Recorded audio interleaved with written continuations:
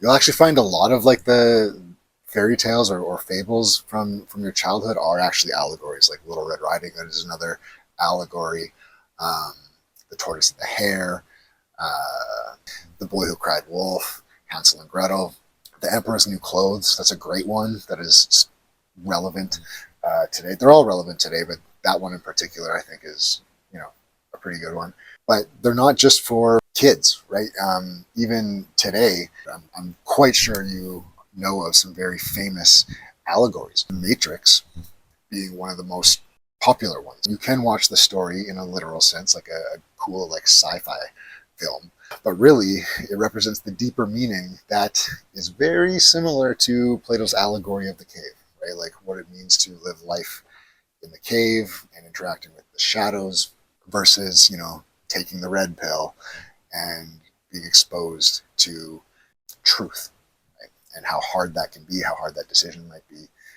Right, The Matrix is an allegory. The Truman Show, I think, is another great one. That one had a big societal impact. I think people really liked thinking about that concept.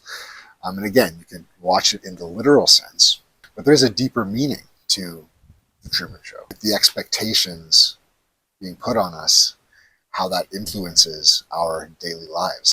How free of influence are your decisions really, from outside forces? Do you operate with true free will, or are you running on more of like an algorithmic like life where your surroundings, your environment, the expectations being placed upon you, that is actually what's driving you? That's the deeper meaning behind the Truman Show. It's an allegory. Another famous allegory that you're for sure aware of is Fight Club. Again, it's a cool like movie in a literal sense, but there's absolutely a deeper meaning behind it. Even the idea of, well, I'm not allowed to talk about that. Yeah, I don't know.